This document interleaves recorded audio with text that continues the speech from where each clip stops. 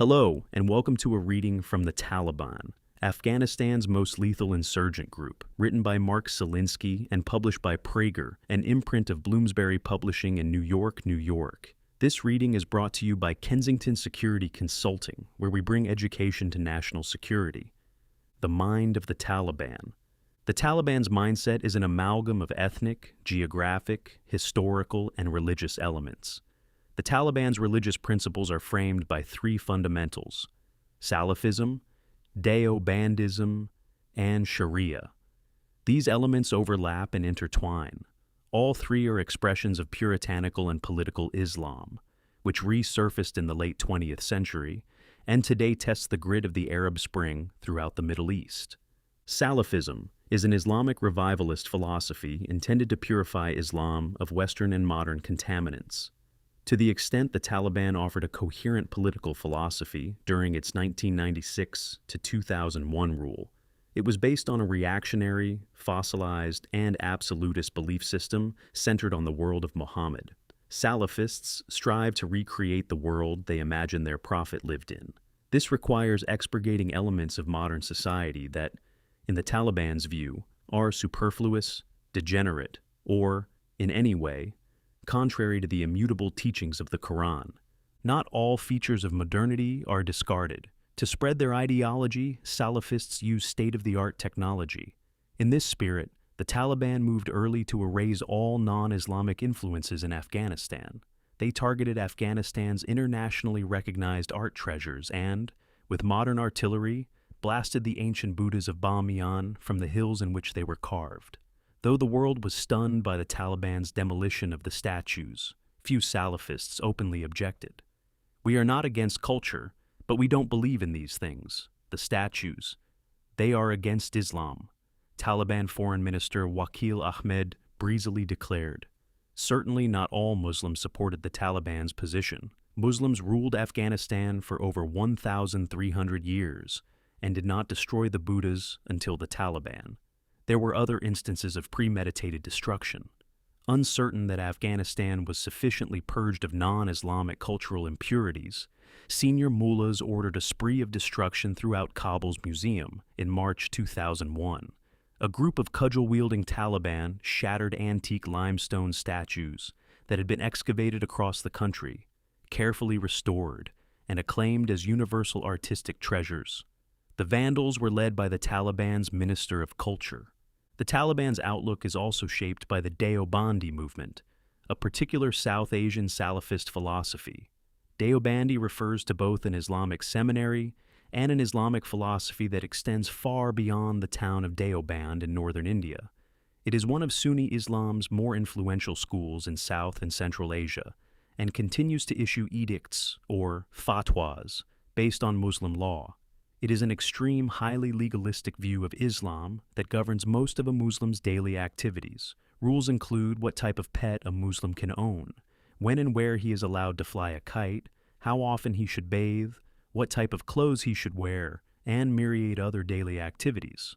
Life's conduct can be divided into two basic categories: permitted or prohibited.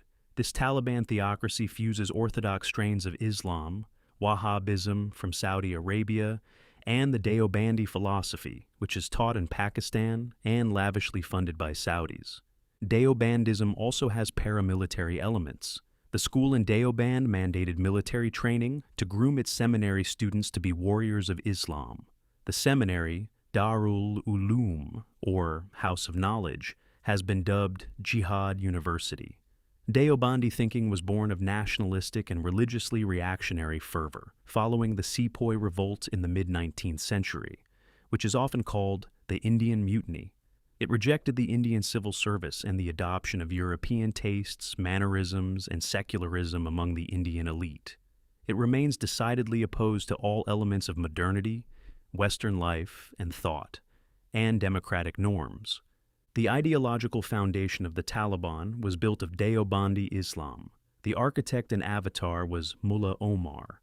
Although he had not finished his studies, the Taliban leader Mullah Omar was afforded an honorary degree by the seminary because, as one luminary noted, he left to do jihad and to create a pristine Islamic government.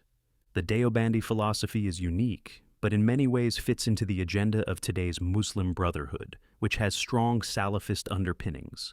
Bin Laden was very attracted to Islamism, or political Islam, and promoted the teachings of its leaders. The term Islamism refers to a modern variant of Islam, which was developed and spread by the Muslim Brotherhood, or the Ikhwan, from a nucleus of disaffected Egyptians led by a Sufi schoolteacher in the late 1920s. The Brotherhood sought to supplant secular society with Islamic rule.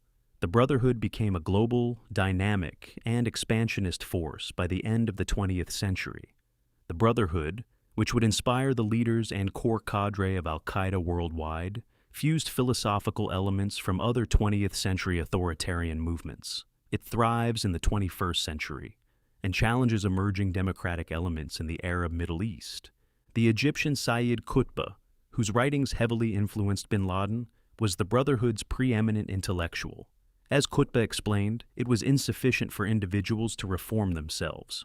Islamic mandates ordained that an Islamic heaven be created on earth. Only a completely good state, by which he meant a Sharia state, could produce good men.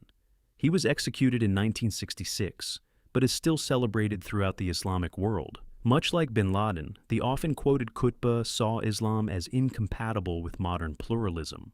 As a middle-aged exchange student in Colorado in the late 1940s, Qutb, soft-spoken and diffident, came to see the new American superpower as Islam's greatest enemy. In his extensive writings, Qutb appropriated terminology from the two radical socialist and utopian philosophies, National Socialism and Communism, but rejected their atheism.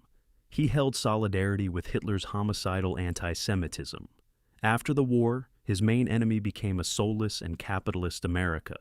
He derided American churches as brothels, jazz music as primitive, and American women as vixens. His portrayal of American culture as vacuous, aggressive, and bigoted would resonate with Muslims as well as leftists, and would become a recurring trope in the propaganda of both. This model of American aggression and degeneracy became more common in the 1950s among Islamists and European intellectuals. During the late 1960s and early 1970s, Islamist Arab nationalists made common cause with international leftists. Despite their strikingly opposing views on religion, women, and general politics, Islamists and leftists were strongly united in their hatred of the United States and Israel. Bin Laden, with his theatrical flights, would militarize this sentiment and bring it to Afghanistan. Bin Laden introduced the Brotherhood's ideas to the Taliban. Had he a rival in imparting Islamist ideologies in Afghanistan, it would have been Sheikh Abdullah Azzam, a Palestinian ideologue and strategist who died young. Azzam was born near Jenin in 1941 and graduated from the Sharia College at Damascus University in 1966, when Palestinian nationalism was becoming a potent force. After the 1967 war, Azzam became active in several Palestinian terrorist groups in Gaza and the West Bank, and embraced Salafism. He had a sharp mind and earned graduate degrees from Al-Azhar University. In 1979, he joined the first wave of Arab, anti-Soviet jihadis in Afghanistan. In Peshawar, Pakistan, he made his mark as an inspiring Islamist recruiter and rhapsodist. The Paladin's famous dictum was, "1 hour of jihad in Allah's path is better than 60 years of praying." He and his 2 sons were killed in a massive car bombing in Peshawar in 1989. His assassins are not publicly known today. Both Azzam and bin Laden were members of the Islamic Brotherhood. Bin Laden's connection to the Islamic Brotherhood became clearer in September 2012, when his successor and longtime associate, Ayman al-Zawahiri, recalled a quote from bin Laden. "I was banished from my own organization. I used to belong to the Muslim Brotherhood, but they banished me." According to Zawahiri, bin Laden was too much of a maverick for the Brotherhood, whose leaders told the Saudi, "You're banished." Bin Laden pithily responded, "Fine." Thank you for listening to this reading from The Taliban, Afghanistan's most lethal insurgent group. If you enjoyed it, please consider subscribing and liking it.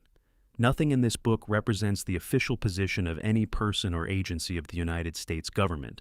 On behalf of Kensington Security Consulting, thank you for listening.